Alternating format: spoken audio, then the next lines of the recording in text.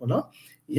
ஆதியாகமம் 17ஆம் அதிகாரம் 1வது வசனத்தை நான் வாசிக்கிறேன். Genesis chapter 17:1. ஆபிரகாம் 99 வயதான போது கர்த்தர் ஆபிரகாமுக்கு தரிசனமாகி, நான் சர்வ வல்லமையுள்ள தேவன்.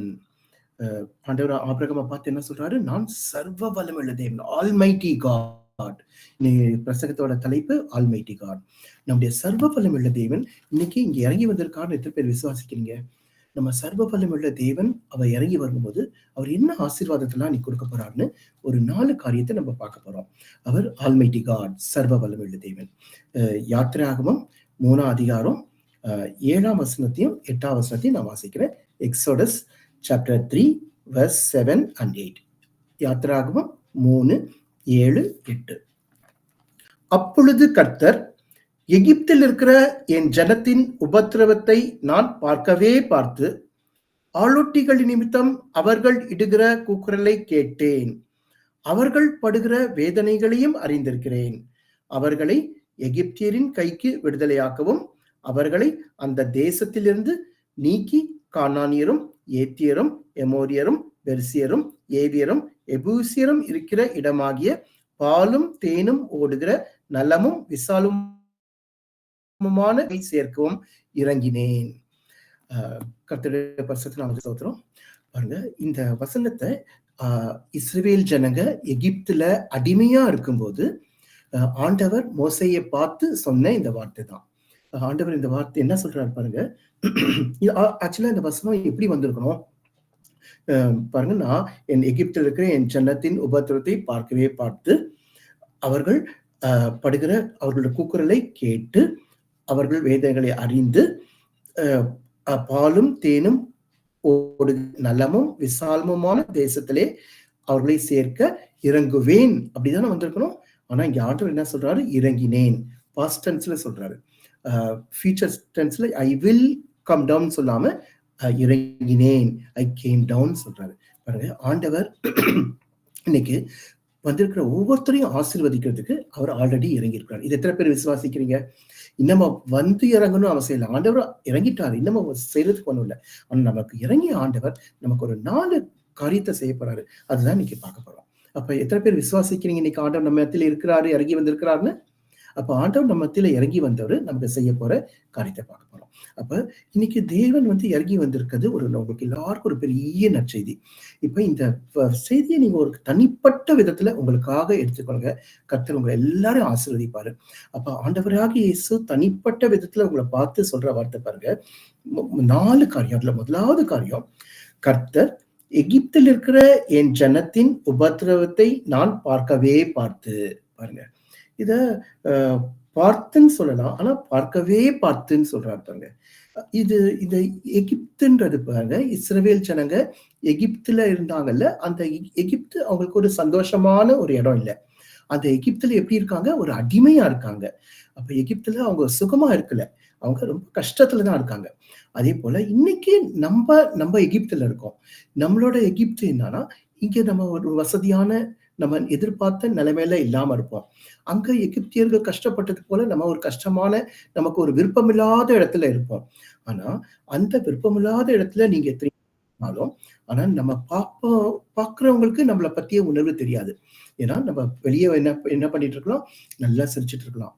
வெளியே நம்ம கஷ்டத்தை யார்ட்டையும் சொல்லாம இருக்கலாம். இன்னும் நீங்க சொல்லப்போனா மற்றவங்க எல்லாம் ஜோக் அடிச்சுட்டு கூட இருக்கலாம். அப்ப உங்களை பாக்குறவங்களுக்கு நீங்க என்ன உணர்வுல இருக்கீங்கன்றது மத்தவங்களுக்கு தெரியாது. ஏன்னா நீங்க உள்ள ரொம்ப மனசுல கஷ்டப்பட்டுட்டு இருக்கீங்க, மனசுல அவ்வளவு வேதனைப்பட்டுட்டு இருக்கீங்க. ஆனா வெளியே ஒண்ணுமே தெரியாத மாதிரி நீங்க நடிச்சிட்டு இருக்கீங்க. அப்ப உங்க உள்ளமோ எப்படி இருக்கு? ஒரு வேதனையினால நிறைஞ்சிட்டு இருக்கு. அப்ப அந்த வேதனை மற்ற யாருக்குமே தெரியாது. ஒருவேளை நீங்க படுற கஷ்டம் உங்க புருஷனுக்கு தெரியாது. நீங்க என்ன மனசுல நினைக்கிறீங்களோ, என்ன வேதனைப்படுறீங்களோ, அது ஒருவேளை உங்க புருஷனுக்கு கூட தெரியாம இருக்கலாம். நீங்க படுற கஷ்டம், வேதனை ஒருவேளை உங்க மனைவிக்கு கூட தெரியாம இருக்கலாம். அப்ப தாய்மார் எத்தனையோ பேர் உள்ளத்துல கண்ணீர் வடிச்சிட்டு இருக்கலாம். ஆனா அது உங்க கணவன்மாருக்கு அது தெரியாம இருக்கலாம். உங்க பிள்ளைங்களுக்கு அது தெரியாம இருக்கலாம். அப்ப நமக்கு வடிக்கிற கண்ணீர் நம்ம கணவருக்கு கூட தெரியாத நிலைமையில இருக்கலாம். சில பாருங்க உங்கள ஈஸியா நியாயம் தீர்த்துருவாங்க. ஒரு வேதனையான நிகழ்ச்சி உங்களுக்கு வாழ்க்கையில நடந்திருக்கும். அத பத்தி பேசவே நீங்க ஆசைப்பட மாட்டீங்க. அத பத்தி பேசவே விருப்பமா இருக்க மாட்டீங்க. ஆனா, நீங்க சபைக்கு வரும்போது பாருங்க, நீங்க வெளிய அத காட்டிக்க மாட்டீங்க. உங்க கண்ல கண்ணீர் வராது. ஆனா, நீங்க மனசுல வேதனையா இருக்கீங்க. ஆனா, பார்க்கிறவங்க என்ன நினைப்பாங்க? பாரு இவனுக்கு இவ்ளோ பெரிய கஷ்டம் வந்திருக்குது. இவ்ளோ பெரிய சோதனை வந்திருக்கு. பாரு கொஞ்சம் கூட இவனுக்கு கவலை இல்ல. கொஞ்சம் கூட இவனுக்கு அக்கறை இல்ல பாரு. இவன் ஒரு மரக்கட்டை அப்படின்னு சொல்லுவாங்க. ஆனா, உங்களோட வேதனை உங்களுக்கு தான் தெரியும். நீங்க மனசுல அவ்ளோ புழுங்கிட்டு இருப்பீங்க. அதுபோல இந்த சூழ்நிலை உங்கள யாராவது வந்திருந்தீங்கன்னா, நீங்க கவலைப்பட வேண்டாம். தேவன் என்ன சொல்றாரு? அவர் என்ன பண்றாரு? மனுஷன் வெளியரங்கமா பார்ப்பான். ஆனா ஆண்டவர் வெளியரங்கமா பார்க்கிறவர் இல்ல. நம்மளுடைய இருதயத்த பார்க்கிறவரு. அப்ப நம்மளுடைய இருதயத்த பார்க்கிற ஆண்டவருக்கு நம்முடைய வேதனை எல்லாம் தெரியும். இப்ப நம்மளோட கஷ்டத்த தெரியறதுக்கு யாருமே இல்லையே! நம்ம இவ்ளோ வேதனைப்படுறோம். அத யாருக்குமே தெரியலையே! அப்படின்னு நீங்க நினைக்கலாம். அத புரிஞ்சுக்கிறதுக்கு கூட யாருமே இல்லையே நீங்க நினைக்கலாம். ஆனா அப்படி இருக்கவங்களுக்கு ஒரு நற்செய்தி பாருங்க. ஆண்டவர் என்ன சொல்றாரு? என் ஜனத்தின் உபத்திரவத்தை நான் பார்க்கவே பார்த்து. அப்ப எத்தனையோ பேர் இன்னைக்கு வேதனையில வந்திருக்கீங்க. உங்க வேதனைய வெளிய சொல்ல முடியாத நிலைமையில இருப்பீங்க. உங்க வேதனைய வெளிய சொல்ல உங்களுக்கு தெரியல. அப்படியே சொல்ல தெரிஞ்சாலும் அத சொல்ல விருப்பம் இல்ல உங்களுக்கு. அப்ப அத உள்ளயே வச்சுட்டு அடக்கி, அடக்கி வெளிய என்ன பண்றீங்க? நீங்க நல்லவங்க மாரி நடிச்சுட்டு இருக்கீங்க. ஒண்ணுமே கஷ்டம் இல்லாத மாரி. ஆனா உள்ளத்துல வேதனையா இருக்கீங்களே. ஆண்டவர பார்த்து சொல்ற வார்த்தை என்ன? அ உங்களுடைய உபத்திரவத்தை நான் பார்க்கவே பார்த்து உங்களுக்கு எல்லாருக்கும் ஒரு ஆறுதலான செய்தி. யாருக்குமே நம்ம கஷ்டம் தெரியலனாலும், நம்முடைய ஆண்டவர் என்ன பண்றாரு? அந்த எகிப்துல இருக்கிறவங்களோட வேதனைய பார்க்கவே பார்த்து, இப்ப பாருங்க, பார்க்கவே பார்த்துன்னு ஏன் சொல்றேன்? பார்த்துன்னு சொல்லலாம். அப்படின்னா என்ன? ஆண்டவர் நம்முடைய ஆன்மாவ ஊடுருவி பார்க்கிறாரு. நம்ம உள்ளம் ஆண்டவருக்கு தெரியும். அப்ப இப்ப பார்க்கிறதுக்கும், காண்கிறதுக்கும் வித்தியாசம் இருக்கு. இப்ப நீங்க எல்லாரும் என் முகத்த பாருங்க. என் கைய பார்க்க வேண்டாம். என் முகத்த மட்டும் பாருங்க. இப்ப நான் கைய அசைக்கிறேன். நீங்க என் முகத்த பார்க்கும்போதே, நான் கைய அசைக்கிறது உங்களுக்கு தெரியுதா? தெரியுதுல்ல? நீங்க என் முகத்த தான் பார்க்குறீங்க. ஆனா என் கை அசைறது தெரியுது. அப்ப நீங்க என் முகத்த பார்க்குறீங்க, என் கைய காண்கிறீங்க. புரியுதா? அப்ப ஆண்டவர் நம்மள என்ன பண்றாரு? நம்மளோட கஷ்டத்த பார்க்கிறாரு. காண்கல. அப்ப நம்ம கஷ்டத்த ஊடுருவி பார்க்கிறாரு. நீங்க எப்படி முகத்த பார்க்குறீங்களோ, கை அசைக்கிறத காண்கிறீங்க. முகத்த பார்க்கிறது மாரி. ஆண்டவர் நம்முடைய கஷ்டத்த என்ன பண்றாரு? உங்களோட வேதனைய பார்க்கிறாரு. அப்ப உங்களோட உங்க கண்ணு என்ன முகத்த பாக்குது, கையே காண்குது. ஆனா ஆண்டவர் நம்மள என்ன பண்றாரு? நம்மளோட கஷ்டத்த பார்க்கிறாரு. லுக்குக்கும் சீக்கும் வித்தியாசம் இருக்கு. அப்ப அவர் நம்மளோட ஆன்மாவ ஊடுருவி நம்மளோட கஷ்டத்தெல்லாம் அவர் பார்க்கிறாரு. சும்மா உத்து பார்க்கிறவர் மட்டும் இல்ல. அத பார்க்கவே பார்த்து சும்மா பார்க்கிறவர் மட்டும் இல்ல. அது என்ன பண்றாரு? பார்க்கவே பார்த்து நம்மளுக்கு ஒரு விடுதலை தர வல்லமையுள்ள தேவனாரு. அப்ப எத்தன பேர் நினைச்சிட்டு இருக்கீங்க, ஐயோ! நான் படுற அவஸ்தை அ யாருக்குமே தெரியாது. அப்படின்னு சொல்லி உங்க உள்ளத்துல எவ்ளோ நீங்க வேதனைப்பட்டுட்டு இருக்கீங்க. அப்படி நீங்க உங்க கஷ்டத்த நீங்க வெளிய சொல்ல வேண்டாம். நீங்க சொல்லாமலே நம்ம ஆண்டவருக்கு என்ன தெரியும்? நீங்க படுற கஷ்டம் எல்லாம் தெரியும். நீங்க படுற வேதனை எல்லாம் நமக்கு ஆண்டவருக்கு தெரியும். ஏன்னா ஆண்டவர் யாரு? நம்முடைய இருதயத்த பார்க்கிற ஆண்டவர். அப்ப பாருங்க, உங்கள பார்க்கிறவங்க உங்கள தப்பா எடை போடுறாங்கன்னு சொல்லி இன்னமே நீங்க கவலைப்பட வேண்டிய அவசியம் இல்ல. நம்மள பார்க்கிறவங்க இப்படி நம்மள நினைக்கிறாங்களே, அப்படின்னு நீங்க இன்னமும் நினைக்க வேண்டிய அவசியம் இல்ல. மத்தவங்க என்ன நினைச்சாலும் உங்களை வேதனைய பார்க்கிற ஆண்டவர், உங்களோட உள்ளத்த பார்க்கிற ஆண்டவர், பார்க்கவே பார்த்து அவங்களோட வேதனை, கஷ்டம் எல்லாத்தையும் என்ன பண்றாரு? ஆண்டவர் பார்க்கிறாரு. சில சமயம் உங்களோட கஷ்டத்த வெளிய சொல்லவே முடியாத பிரச்சனையா இருக்கலாம். நீங்க மனசுல தான் வச்சிருக்க முடியும். வெளிய யார்கிட்டயும் சொல்ல முடியாது. ஆனா அப்படிப்பட்ட பிரச்சனையில நீங்க ஒரு வேளை போலாம். ஆனா சில சமயம் உங்களோட பிரச்சனைய உங்களாலேயே புரிஞ்சு கொள்ள முடியாது. அந்த மாரி கஷ்டத்துல இருக்கலாம். ஆனா, நீங்க நினைக்கலாம், நம்மளாலேயே நம்ம கஷ்டத்த புரிஞ்சுக்கலையே, நம்ம கஷ்டத்த, பிரச்சனைய யாரு புரிஞ்சுக்குவான்னு நினைக்கலாம். ஆனா, இந்த வேளையில எல்லாரும் என்ன பண்ணுங்க, ஒரு நிமிஷம் உங்களோட பிரச்சனை எல்லாம் நினைச்சுக்கோங்க. யாருமே உங்களோட பிரச்சனைய நினைக்கலனாலும், நம்மளுடைய வேதனைய, பிரச்சனைய அறிந்து கொள்கிற தேவன் இந்த இடத்துல இறங்கி வந்திருக்கிறார். இறங்கினேன்னு சொல்றாரு. Came down. அப்ப நம்முடைய மத்தியில இறங்கி வந்திருக்கிற ஆண்டவர், உங்களுடைய பிரச்சனையும், உங்களுடைய பாரத்தையும், உள்ளத்துல என்ன நீங்க கஷ்டத்துல இருக்கீங்களோ எல்லாத்தையும் ஆண்டவர் தெரிஞ்சிருக்காரு. நம்ம ஆண்டவர் எவ்வளவு நல்லவர் பாருங்க. அவரு என்ன பாரு, நீங்க உங்க பிரச்சனைய சொல்லாமலே அவருக்கு உங்களுடைய எல்லா பிரச்சனையும் தெரியும். எத்தனை பேர் இது விசுவாசிக்கிறீங்க?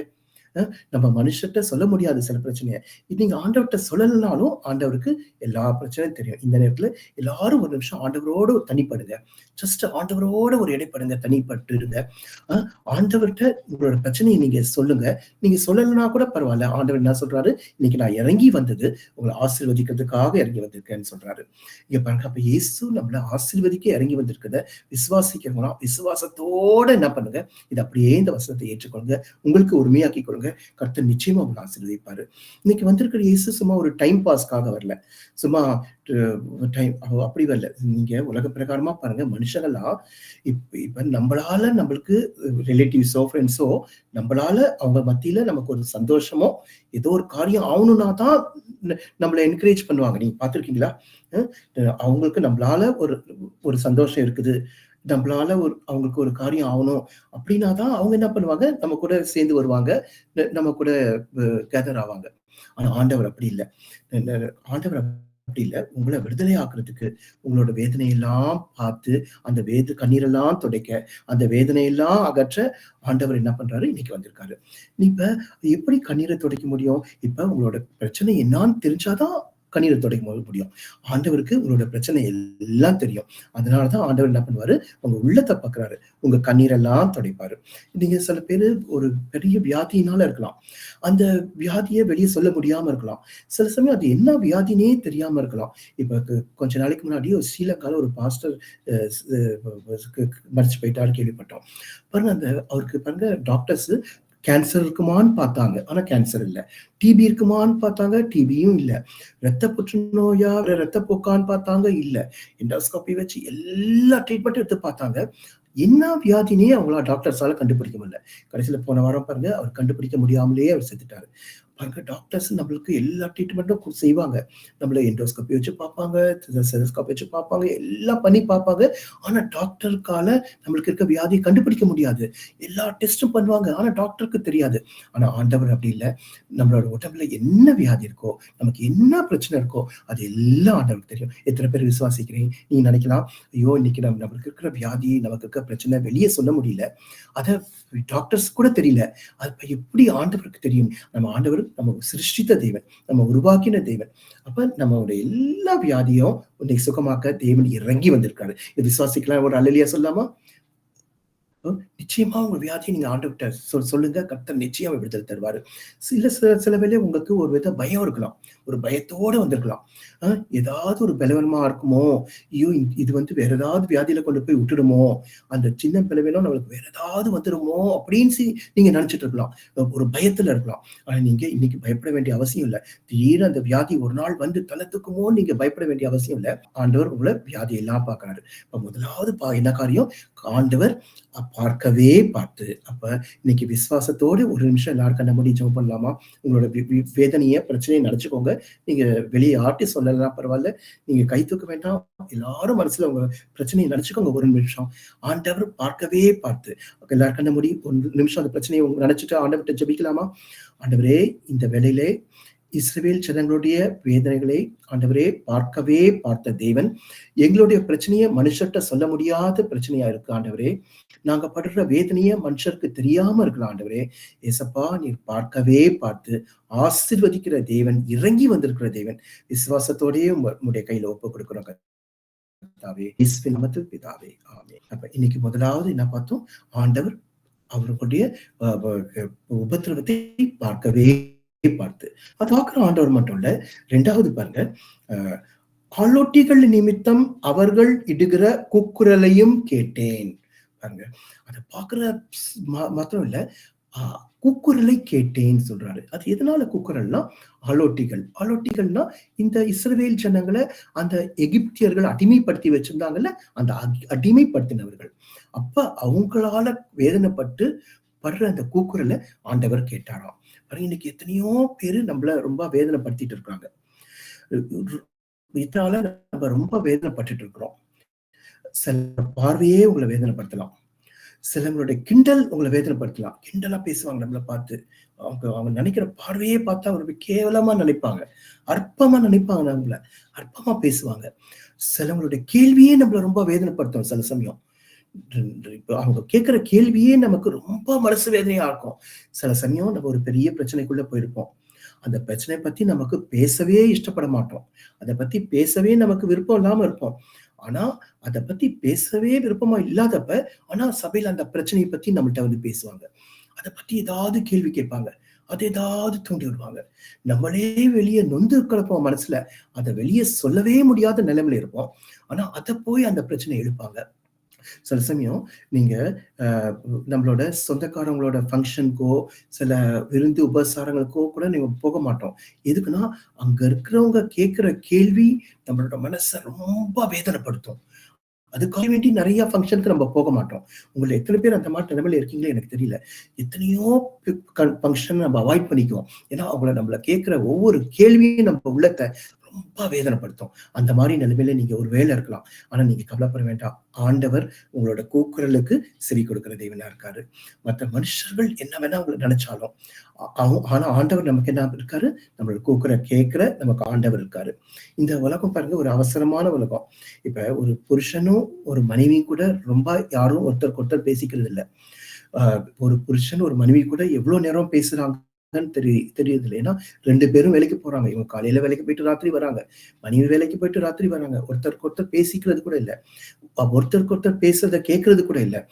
மனைவி பேசுறத புருஷன் கேட்கறது இல்ல. நீங்க ஒருவேளை நினைக்கலாம், நான் பேசுறத என் புருஷன் கேட்க கூட மாட்றாரே! என் புருஷன் கவனிக்க கூட மாட்றாரே! அப்படின்னு நினைக்கலாம். நான் எவ்ளோ மனசு கஷ்டப்பட்டுட்டு இருக்கேன். என் உள்ள எவ்ளோ கோவம் வருது. அது கூட என் கணவருக்கு ஒண்ணுமே தெரியலையே! அப்படின்னு நினைக்கலாம். நீங்க அ உங்க மனைவி பேசுறத கொஞ்சம் காது குடுத்து கேளுங்க. நீங்க இந்த கேட்கும்போது தான் அவங்களுக்கு அது ஒரு ஆறுதலா இருக்கும். நீங்க பேசும்போது, "இல்ல இப்ப வேண்டாம், இப்ப டைம் இல்ல, அப்புறம் பார்த்துக்கலாம்" அப்படின்னு நீங்க சொன்னீங்கன்னா, அத அப்படியே மனசுல அடக்கி, அடக்கி வச்சுட்டு, ஒரு நாள்ல அது எரிமலை மாரி குமுறும்போது கடைசியில நீங்களே சொல்லி இப்ப ஊரெல்லாம் போய் சொல்றான்னு சொல்லி அப்படிப்பட்ட நிலைமை வந்துரும். அதனால உங்க குடும்பத்துல கொஞ்சம் மனைவியோட டைம் ஸ்பெண்ட் பண்ணி, கணவன்மாரெல்லாம் உங்க மனைவி சொல்றத கொஞ்சம் கேளுங்க. அப்ப கேட்கும்போது அவங்களுக்கு அது ஒரு பெரிய சந்தோஷமா இருக்கும். அ மனோ தத்துவத்துல இது ஒரு பெரிய பிரச்சனை. சைக்காலஜிஸ்ட் டாக்டர்க்கலாம் என்ன கத்துக் குடுக்குறாங்கன்னா, ஃபர்ஸ்ட் பேஷண்ட்ட உட்கார வச்சு, அந்த பேஷண்ட் சொல்றத நல்லா கவனிங்க. பேஷண்ட்ட பேச விட்டு, அவங்க பேசுறத கேளுங்கன்னு சொல்லிக் குடுக்குறாங்க அந்த டாக்டர்ஸ்க்கு. அப்படி அந்த பேஷண்ட் அவங்களோட நல்லா பேசும்போது, அவங்களோட கஷ்டத்த சொல்லும்போதே அவங்களோட பாதி பாரம் தீர்ந்து போயிடும். அதுதான் சைக்காலஜிஸ்ட் சொல்லிக் குடுக்குறாங்க. அப்ப அவங்க நம்மளோட கஷ்டத்த மத்த நம் மனைவிமார்கள் புருஷன்ட்ட சொல்லும்போது, அத என்ன பண்ணுங்க, நல்லா அத என்ன பண்ணுங்க, கேளுங்க. நம்மோட பிரச்சனைய அப்படி சொல்ல ஆரம்பிக்கும்போது, நம்மளோட பிரச்சனையே பாதி குறைஞ்சிடும். அப்படி இருக்கும்போது குடும்பத்தில இருக்க 75% பிரச்சனையே என்ன பண்ணும்? நீங்கிரும். ஆனா நீங்க நினைக்கலாம், ஐயோ! நம்ம பிரச்சனைய கேட்க நமக்கு ஆளே இல்லையேன்னு நினைக்கலாம். நம்முடைய பிரச்சனைய சொன்னா, அத கேட்கறதுக்கு பொறுமையா கேட்கறதுக்கு ஆள் இல்ல, பொறுமை இல்லையேன்னு நினைக்கலாம். இல்லன்னா, அந்த பிரச்சனைய கேட்கறதுக்கு ஆள் இருந்தாலும், அந்த பிரச்சனைய பொறுமையா கேட்கறதுக்கு ஆள் இருந்தாலும், அந்த பிரச்சனைய கேட்கறதுக்கு நேரம் இல்லையேன்னு சொல்லி நெறைய பேர் இருக்கலாம். அப்ப அந்த வேதனையோட நீங்க பாரத்தோட வந்திருக்கலாம். ஆனா உங்க பேச்ச கேட்க யார் இருக்கிறா? உங்க கூக்குரலை கேட்டேன்னு சொல்லி ஆண்டவர் சொல்றாரு. நீங்க கவலையே பட வேண்டாம். உங்களோட கூக்குரலை கேட்க நம்முடைய ஆண்டவர் இருக்கிறாரு. நீங்க கவலைப்பட வேண்டிய அவசியம் இல்ல. அ வ வ எகிப்தில இருக்க ஜனங்களோட கூக்குரலே அன்னைக்கு கேட்ட தேவன். நீங்க படுற வேதனைய, கஷ்டத்த, பிரச்சனைய மத்தவங்க கேட்க விருப்பம் இல்லனாலும், உங்களுடைய பாரத்த, கூக்குரல கேட்க யார் இருக்கா? நம்ம ஆண்டவர் இருக்காரு. அது விசிக்கலாம் ஒரு அல்லேலூயா சொல்லலாமா? இன்னைக்கு இறங்கினேன்னு சொல்ற ஆண்டவர், இறங்கி வந்திருக்கிற ஆண்டவர். உங்களோட பிரச்சனையெல்லாம் அவர் கேட்கிறாரு. முதலாவது அவர் என்ன பண்றாரு? பார்க்கிற தேவன் மட்டும் இல்ல, பார்க்கவே பார்த்து 2வது உங்கள் கூக்குரலை கேட்டார். சில சமயம் நீங்க பேச முடியாது, உங்க பிரச்சனைய வெளியே சொல்ல முடியாது. அப்ப மௌனமா இருக்கலாம். அந்த மௌனமே ஒரு பெரிய பிரச்சனையா இருக்கலாம். ஆனா நீங்க கவலைப்பட வேண்டாம். நீங்க வெளிய பேசாட்டா கூட ஆண்டவர் உங்க இருதயத்துல நீங்க என்ன நினைக்கிறீங்கன்னு ஆண்டவருக்கு நல்லா தெரியும். அப்ப வெளிய சொல்லாட்டியும் உங்க ஆத்துமா வெளிய கதறிட்டு இருக்கும். அவ்ளோ போராட்டத்துல இருக்கீங்க. ஆனா நீங்க கவலைப்பட வேண்டாம். உங்களோட இதய துடிப்பு ஆண்டவருக்கு தெரியுது. நீங்க என்ன கதறீங்களோ உங்க குமுறல் ஆண்டவருக்கு தெரியுது. ஆண்டவர் என்ன பண்றாரு? ஆண்டவர் என்ன சொல்றாரு? நான் உங்க சத்தத்தெல்லாம் கேட்கிறேன். நீங்க உங்களோட கூக்குரல்லாம் எனக்கு கேட்குதுன்னு சொல்றாரு.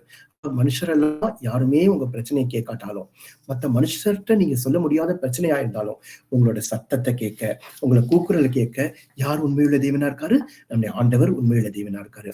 நம்முடைய கூக்குரல் எல்லாம் கேட்க வல்லமையுள்ள தேவனா இருக்கு. நீங்க எங்க இருந்தாலும் உங்களோட வேதனை ஆண்டவருக்கு நல்லா தெரியும். நீங்க வந்து ஆண்டவர் சொன்னாரு, சொல்லவே இல்ல. நான் ஒரு மலை மேல உட்கார்ந்திருக்கிறேன். நீங்க வந்து என்ன பார்க்கணும்னா, உங்க பிரச்சனைய சொல்லணும்னா, நீங்க என்ன பண்ணணும்? ஒரு புனித யாத்திரை பண்ணி, நீங்க மலை மேல வரணும்னு ஆண்டவர் சொல்லவே இல்ல.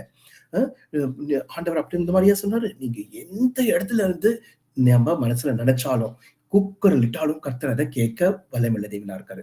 நம்ம ஆண்டவர பார்க்கறதுக்கு மலை மேலேக்கு எங்கேயோ போய் புனித யாத்திரை பண்ண வேண்டிய அவசியம் இல்ல. நம்முடைய ஆண்டவர் அப்படிப்பட்ட ஆண்டவர் இல்ல.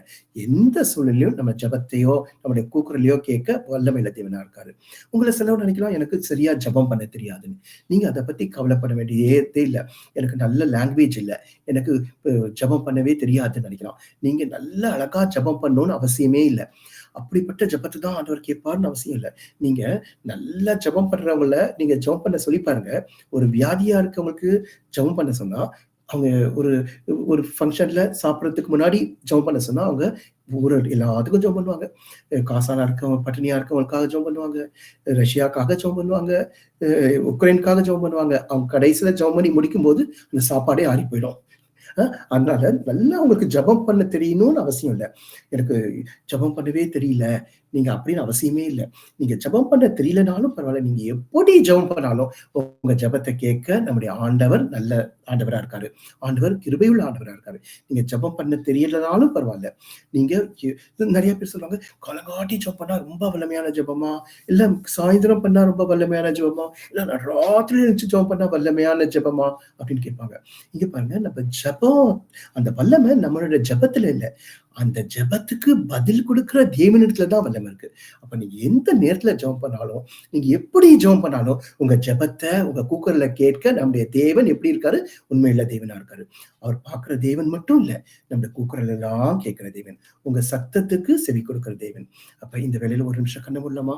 நீங்க என்ன காரியத்துக்காக வேதனைப்பட்டுட்டு இருக்கீங்களோ, என்ன காரியம் உங்க மனசுல ஒரு பிரச்சனைய, உங்க காரியத்த, உங்க உள்ளத்த பாதிக்குதோ, அத வெளிய சொல்ல முடியாம இருக்கலாம். உங்க சத்தத்த, உங்க பிரச்சனைய மத்தவங்க கேட்க விருப்பம் இல்லாம இருக்கலாம். ஆனா ஆண்டவர் இந்த வேளையில கண்ண மூடி ஒரு நிமிஷம் ஜெபம் பண்ணலாமா? ஆண்டவரே, எங்களுடைய பிரச்சனைய மத்தவங்கள்ட்ட சொல்ல முடியாது. சொன்னாலும் அத கேட்கறதுக்கு ஆள் இல்ல. அத நான் உள்ளே வச்சு குமுறிட்டு இருக்கேன் ஆண்டவரே. ஆனா எங்க பிரச்சனை கேட்க ஆண்டவரே, கூக்குரல் கேட்க இங்க வந்திருக்கிறபடியால் உம்மை நன்றியோடு ஸ்தோத்திரிக்கிறோம். விசுவாசத்தோடு எங்கள் கூக்குரலை உம்முடைய கரத்துல ஒப்புக் கொடுக்கிறோம் கர்த்தாவே. இயேசு நாமத்தில் பிதாவே. ஆமென். அப்ப பாருங்க, முதலாவது அவர் உபத்திரவத்தை பார்க்கவே பார்த்து. 2வது கூக்குரலை கேட்டு. 3வது பாருங்க, அவர்கள் படுகிற வேதனைகளையும் அறிந்திருக்கிறேன்.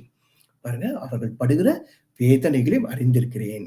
இது பாருங்க, இது இது இது ரொம்ப ஆச்சரியமா இருக்கு. ஆண்டவர் நம்மோட வேதனைய அறிஞ்சிருக்கிறாராம். இப்ப உங்கள பார்த்து சிலவங்க சொல்லலாம், "நீங்க படுற கஷ்டம்லாம் எனக்கு தெரியும் பிரதர். நீங்க படுற கஷ்டம்லாம் எனக்கு தெரியும் சிஸ்டர்ன்னு" சொல்லலாம். ஆனா, உண்மையிலேயே நீங்க யோசிச்சு பாருங்க, நம்ம படுற கஷ்டம் மத்தவங்களுக்கு எப்படி தெரியும்? அவங்க வெளியால அப்படி சொல்லலாம். ஆனா உண்மையிலே அப்படி அவங்க சொல்றது பொய். ஏன்னா, நம்ம படுற கஷ்டத்த நம்மளாலயே புரிஞ்சுக்க முடியல. நம்மளாலயே புரிஞ்சுக்க முடியாத ஒரு கஷ்டத்த அவங்க எப்படி ஈஸியா சொல்லிட்டு போயிடுறாங்க. "உங்க கஷ்டம்லாம் எனக்கு புரியுது" அப்படின்னு. இப்ப என்ன பார்த்து ஒருத்தர் சொல்றாங்கன்னு வச்சுக்கோங்க. அ ஒ என்ன பார்த்து ஒருத்தர் சொல்றாங்க, "என்னோட பொம்பள பிள்ளைங்க, அவங்களால நான் இவ்ளோ கஷ்டப்படுறேன்." அப்படின்னு சொல்றாங்க என்கிட்ட வந்து. அப்ப நான் சொல்றேன், "அப்படியா உங்க கஷ்டம்லாம் எனக்கு தெரியுதுன்னு" சொன்னா அது பொய். ஏன்னா எனக்கு பொம்பள பிள்ளைங்களே இல்ல. அப்போ ஒரு பொம்பள பிள்ளைங்களால கஷ்டப்படுற ஒரு தகப்பனோட மனசு எனக்கு தெரியாது. அப்ப அந்த கஷ்டம் எனக்கு தெரியாது. அப்ப நான் வந்து அவர்ட்ட எனக்கு உங்க கஷ்டம்லாம் தெரியும்னு சொல்ல முடியாது. அதேபோல நான் ஒரு ஆணா இருக்கிறதுனால, ஒரு ஆம்பள பிள்ளைங்களுக்கு இருக்கிறதுனால அந்த கஷ்டம் வேணா எனக்கு தெரியலாம். அப்ப ஒரு பிரசவ வேதனை படுற ஒருத்தர் வந்து சொன்னாங்கன்னா, எ அவங்க கிட்ட போய் நான் சொல்றேன், "உங்க கஷ்டம்லாம் எனக்கு தெரியுதுன்னா" அது பொய். அப்ப அந்த கஷ்டம் அவங்களுக்கு தான் தெரியும். பிரசவ வேதனை படுறவங்களுக்கு தான் தெரியும். அது எந்த ஒரு ஆணுக்கும் அது தெரியாது. அதுபோல நம்மளுக்கு இப்ப ஒரு பழமொழி சொல்லுவாங்க தமிழ்ல தெரியுமா? "தலைவலியும், ஜுரமும் வரவங்களுக்கு தான் தெரியும்" அப்படின்னு. அப்ப நம்ம படுற கஷ்டம் வந்து நமக்கு தான் தெரியும். மத்தவங்களுக்கு தெரியாது. இப்ப இந்த கனடால நாங்க இருக்கிறோம். இங்க நாங்க படுற கஷ்டம் அங்க உங்களுக்கு தெரியாது. அ இங்க என்னென்ன கஷ்டப்படுறோம்னு உங்களுக்கு தெரியாது. அதேபோல இந்தியால அங்க படுற கஷ்டம் இங்க இருக்கவங்களுக்கு தெரியாது. இந்த கனடால என்னென்னலாம் கஷ்டம் இருக்குன்னு இங்க இருக்கவங்களுக்கு தான் தெரியும். அப்போ ஒரு ஊழியக்காரர் படுற வேதனை, கஷ்டம்லாம் அவங்களுக்கு தான் தெரியும். இப்ப சபை வச்சு நடத்துறவங்க எவ்வளவு கஷ்டப்படுறாங்கன்றது மத்த விசுவாசிங்களுக்கு தெரியாது. மேலோட்டமா நீங்க சொல்லலாம், "நீங்க படுற கஷ்டம்லாம் எனக்கு தெரியும்." ஆனா உண்மையிலேயே அவங்க படுற கஷ்டம்லாம் அவங்களுக்கு தான் தெரியும். அப்ப ஒவ்வொருத்தரும் படுற கஷ்டம் அவங்களுக்கு தான் தெரியும். அப்ப நீங்க வேலை செய்யற இடத்துல நீங்க படுற கஷ்டம் மத்தவங்களுக்கு தெரியாது. அது ஆண்டவருக்கு மட்டும் தான் தெரியும். நீங்க உங்க வேலையில என்ன கஷ்டம் இருக்கிறது மத்தவங்களுக்கு எப்படி தெரியும்? தெரியாது. அப்ப நீங்க வேலையில பட்டுட்டு இருக்கலாம். வேலையில என்ன வேதனைப்படுறீங்க, எந்த ப்ராப்ளத்தை நீங்க ஃபேஸ் பண்றீங்க, என்னென்ன சவால்கள் எல்லாம் நீங்க சந்திக்கிறீங்க, அது மத்தவங்களுக்கு ஒரு வேளை தெரியாம இருக்கலாம். ஆனா மத்தவங்களுக்கு தெரியாட்டாலும் அது யாருக்கு தெரியும்? ஆண்டவர் என்ன சொல்றாரு? உங்கள் வேதனைகள் எல்லாம் அறிந்திருக்கிறேன்னு சொல்லியிருக்காரு. அப்ப பாருங்க, இந்த பொதுவாவே இந்த எகிப்திலேய எகிப்தியா இருக்கட்டும், பண்டைய கால மதமா இருக்கட்டும், இந்துவா இருக்கட்டும், எல்லா மதத்திலயுமே பாருங்க, ஒரு பெண் பெண்ணோட பெண் தெய்வம்னு ஒருத்தர் இருப்பாங்க. ஒரு பெண்ணோட கஷ்டத்தை புரிஞ்சுக்கிறதுக்கு ஒரு பெண் தெய்வம் இருப்பாங்க. ஒரு கல்யாணம் ஆகாத ஒரு ஆணோட கஷ்டத்தை புரிஞ்சுக்கிறதுக்கு ஒரு பிரம்மச்சாரியான ஒரு தெய்வம் இருப்பாங்க. அதே போல ஒரு தாயோட கஷ்டத்தை புரிஞ்சுக்கிறதுக்கு ஒரு தாய் தாய் தெய்வம் ஒரு இருப்பாங்க. அந்த மாதிரி இருப்பாங்க. அது உங்களுக்கு தெரியும். ஆனா நம்ம இயேசு எப்படின்னா, நம்ம எல்லாருக்கும் எல்லாமா இருக்கிறாரு. ஏன்னா நம்ம உருவாக்கின தேவன், நம்ம சிருஷ்டித்த தேவன். அப்ப ஒரு பெண்ணோட கஷ்டம் என்னன்றது அப்பெண்ணை உருவாக்கிய சிருஷ்டித்த தேவனுக்கு தெரியும். அப்ப ஒவ்வொருத்தரும் படுற கஷ்டம் ஆண்டவருக்கு தெரியும். இப்ப நம்ம படுற கஷ்டத்துக்கு மத்த மதத்து மாதிரி மத்த அந்த தெய்வம் அவசியம் இல்லை. நம்முடைய தேவன் சர்வ வல்லமையுள்ளவர். நம்ம இன்னைக்கு ஆதியாகமத்துல பார்த்த முதல் வசனம் என்ன? அவர் சர்வ வல்லமையுள்ள தேவன், ஆல்மைட்டி காட். அவருக்கு எல்லாம் தெரியும், எல்லாருக்கும் எல்லாமா இருக்கிறாரு. எல்லா படுற கஷ்டமும் அவருக்கு தெரியும். நம்முடைய இருதயத்தை அறிஞ்சிருக்காரு. அப்ப மனுஷனா இதை எப்ப சொல்லியிருக்காரு இந்த வசனத்தை? இந்த உலகத்துல மனுஷனா வரதுக்கு முன்னாடியே ஆண்டவர் இதை சொல்லிட்டாரு. பாருங்க, இந்த உலகத்துல மனுஷன் வரதுக்கு முன்னாடி ஆண்டவர் என்ன சொல்லியிருக்காரு? உங்களுடைய எல்லா கஷ்டமும், உங்களுடைய எல்லா பிரச்சனையும் எனக்கு தெரியும்னு சொல்லியிருக்காரு. அப்ப நம்மளோட ஒவ்வொருத்தோட வேதனையும், நம்ம என்ன காரியத்துக்காக வேதனையா இருக்குமோ, சில சமயம் சில உதவியை மனுஷரால செய்ய முடியாது. மனுஷரால உதவியே நமக்கு செய்ய முடியாது. அந்த உதவியை ஆண்டவர் மட்டும்தான் செய்ய முடியும். அந்த மாதிரி சூழலில் உங்களை எத்தனையோ பேர் இருக்கலாம். ஆனா அந்த உதவியை நமக்கு ஆண்டவர் செய்ய வல்லமுள்ள தேவனா இருக்காரு. அந்த நம்ம வலிய வேதனையை வெளியே சொல்ல முடியாது, மற்றவங்களை சொல்ல முடியாத நிலைமையில இருக்கலாம். ஆனா ஆண்டவர் நம்ம என்ன பண்றாரு? நம்மளோட வேதனை எல்லாம் அறிந்திருக்கிறாரு. எத்தனை பேர் இதை விசுவாசிக்கிறீங்க? இன்னைக்கு நீங்க ஒருவேளை வேதனையோட வந்திருக்கலாம். என்னோட கஷ்டத்தை சொல்றதுக்கு, என்னோட வேதனையை புரிஞ்சுக்கிறதுக்கு யாருமே இல்லையே நீங்க நினைக்கலாம். ஆனா ஆண்டவர் என்ன பண்றாரு? எப்படி ஒரு பெண்ணை படைச்சவர், நீங்க அதை வந்து பெண்ணா இருந்துதான் அவர் புரிஞ்சுக்கணும்னு அவசியம் இல்லை. ஆண்டவருக்கு எப்படி எல்லாரோட கஷ்டமும் தெரியும், வேதனை தெரியுமோ, அதே போல உங்களோட வாழ்க்கையில என்ன கஷ்டம் வேதனை இருந்தாலும் அது யாருமே புரிஞ்சுக்க மாட்டாங்களே, நான் ரொம்ப தனிமையில வேதனைப்பட்டு இருக்கேன், அது சொல்லவும் முடியல. தமிழ்ல ஒரு பழமொழி சொல்லுவாங்க, மெல்லவும் முடியல முழுங்கவும் முடியாம கஷ்டப்படுறேன். அந்த மாதிரி வேதனையான சூழல நீங்க உங்க குடும்பத்துல இருக்கலாம், உங்க வாழ்க்கையில அப்படிப்பட்ட வேதனையில இருக்கலாம். ஆனா உங்களோட நிலைமை மத்தவங்க யாருக்கும் புரியலனாலும் ஆண்டவருக்கு புரியும். ஆண்டவர் என்ன சொல்றாரு? உங்கள் வேதனைகளையும் அறிந்திருக்கிறேன். நம்முடைய வேதனையும் ஆண்டவருக்கு தெரியும். அப்ப நம்ம பிரச்சனை யாருக்கு தெரியலனாலும் பரவாயில்ல, நம்ம பிரச்சனையை புரிஞ்சுக்க யாருமே இல்லைனாலும் அதை பத்தி இன்னமும் நீங்க கவலைப்பட வேண்டாம். நம்ம பிரச்சனை யாருக்கு தெரியும்? இயேசுவுக்கு தெரியும். உங்க வேதனை எல்லாம் இயேசுவுக்கு தெரியும். முதலாவது அவர் பார்க்கவே பார்த்தார், கூக்குரலை கேட்கவே கேட்டார், மூணாவது வேதனைகளை மறைந்திருக்கிறார். கடைசியா அந்த 8ஆம் வசனம் பாருங்க. உங்களை அந்த உங்களோட பிரச்சனைய, உங்களோட உபத்திரவத்தை பார்த்த தேவன், உங்க கூக்குரல கேட்ட தேவன், உங்கள் வேதனையை அறிந்திருக்கிற தேவன், இவ்வளவு தெரிஞ்சுக்கிட்டு, நம்ம நிலைமையெல்லாம் தெரிஞ்சுட்டு, கடைசி அவர் என்ன செய்யறாரு தெரியுமா? உங்களை பாலும் தேனும் ஓடுகிற நலமும் விசாலமுமான தேசத்துல கொண்டு வந்து சேர்த்தாராம். அதுக்கு சேர்க்க இறங்கினேன். கர்த்தர் இந்த இடத்துல இறங்குவேன் இல்ல, இறங்கினேன் ஆல்ரெடி இருக்காரு. இன்னைக்கு இறங்கி தேவன் உங்களோட கூக்குரல கேட்கிறவரு, நீங்க உங்க வேதனை அறிந்த தேவன். அந்த சூழலே இடத்துல ஒரு செழிப்பான இடத்துல கொண்டு வர்றதுக்காக ஆண்டவர் என்ன பண்ணிருக்காரு? உங்களை இன்னைக்கு இறங்கி வந்திருக்காரு. ஒரு ஆண்டவருக்கு ஒரு மலைக்கு போய் நம்ம புனித யாத்திரை பண்ணி என்னை வந்து பாருங்கன்னு ஆண்டவர் சொல்லல. நீங்க வாங்க மலைக்கு வந்து அப்பதான் உங்களை ஆசீர்வதிப்பேன்னு ஆண்டவர் சொல்லல. நீங்க அப்படிலாம் மலைக்கு போறாங்க மத்த பிரமதஸ்தான். ஆண்டவர் என்ன சொல்றாரு? உங்க நிலைக்கு நான் இறங்கி வரேன்னு சொல்றாரு. நீங்க படுற கஷ்டம் எனக்கு தெரியும், உங்களோட வேதனை எனக்கு தெரியும், உன் நிலைமைக்கு நான் சர்வ வல்லமையுள்ள தேவன் இறங்கி வரேன்னு சொல்றாரு. அன்னைக்கு ஆதியாகமத்துல வாசிக்கிறோம், யாக்கோபோட போராடி மேற்கொண்டது யாரு? நம்முடைய இயேசு. திருத்துவத்தின் 2வது தேவன் இயேசு தான் போராடி மேற்கொண்டாரு. அப்ப யாக்கோபோட நிலைமைக்கு அவர் இறங்கி வராரு.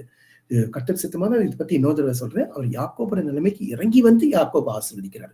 அதே போல நம்முடைய ஆண்டவர் அவரோட தேவன் துறவத்தெல்லாம் விட்டுட்டு அவரு மனுஷனா இந்த உலகத்துக்கு வந்து கல்வாரி சிலுவிலே நமக்காக பாடுபட்டு நமக்காக ரத்தம் சிந்தி இந்த உலகத்துல மனுஷனை பாவத்திலேந்து மீட்டு நம்முடைய பரிசுத்தமா மாத்துறதுக்காக அவர் இந்த இறங்கி வந்தாரு. அந்த இறங்கி வந்த தேவன் இன்னைக்கு உங்க ஒவ்வொருத்தரையும் ஆசீர்வதிக்க வல்லமையுள்ள தேவனா இருக்காரு. எத்தனை பேர் விசுவாசிக்கிறீங்க? பார்க்கவே பார்த்து கூக்குரலை கேட்டு வேதங்களை அறிந்திருக்கிற தேவன் இறங்கி உங்களை ஆசீர்வதிக்க வல்லமையுள்ள தேவனா இருக்காரு. எல்லாம் ஒரு நிமிஷம் கண்ண முடியலாமா? ஆண்டவரே, இந்த வேளையிலே ஏசப்பா, நாங்க எங்களுடைய பாரத்தோடு எங்களுடைய உபத்திரவத்தை மற்றவங்க பார்க்கலையே நாங்க நினைச்சாலும் எங்களோட உபத்திரத்தை பார்க்கிற தேவன் நீங்க இறங்கி வந்திருக்கிறபடியால் விசுவாசத்தோடு உங்களுடைய சமூகத்தில் நாங்கள் எங்களை ஒப்புக் கொடுக்கிறோம். ஆண்டவரே, எங்கள் கூக்குரல் எல்லாம் கேட்கிற தேவன், நாங்க படுற கஷ்டத்தை கூக்குரல மத்தவங்க கேட்கலனாலும், மத்தவங்க அதை நாங்க சொல்ல முடியாத நிலைமையில இருந்தாலும் எங்கள் கூக்குரலை கேட்கிற தேவன் இறங்கி வந்திருக்கிறதுக்காக ஸ்தோத்திரிக்கிறோம். அது மட்டும் இல்ல ஆண்டவரே, எங்கள் வேதனைகளை அறிந்திருக்கிற தேவன், எங்களுடைய வேதனைகள் எல்லாம் உங்களுக்கு தெரியும், இருதயத்தில் இருக்க பாரங்கள் உங்களுக்கு தெரியும், மனுஷருக்கு தெரியலனாலும் பரவாயில்ல, அதை அறிந்திருக்கிற தேவன் இறங்கி எங்களை விசாலமான நல்ல இடத்துல வைக்கிறதுக்கு இறங்கி வந்திருக்கிறபடியால் உண்மை விசுவாசத்திலேயே உண்மை ஸ்தோத்திரிக்கிறோம். எங்களுடைய ஆவி ஆத்மா சரீரத்தை உங்க கையில ஒப்புக் கொடுக்கிறோம். எல்லா துதிக்க நமக்குமே உமக்கே செலுத்துகிறோம். இயேசுவின் நாமத்தில் ஜெபிக்கிறோம் ஜீவனுள்ள பிதாவே. நீங்க எல்லாரும் விசுவாசத்தோடு, சந்தோஷத்தோடு, சமாதானத்தோடு போங்க. உங்களை உபத்திரத்தை பார்க்கவே பார்த்து கூக்குரலை கேட்டு வேதனைகளை அறிந்திருக்கிற தேவன் உங்களை விசாலமான இடத்துல வச்சு உங்களை ஆசீர்வதிப்பாராக. God bless you. ஆமென்.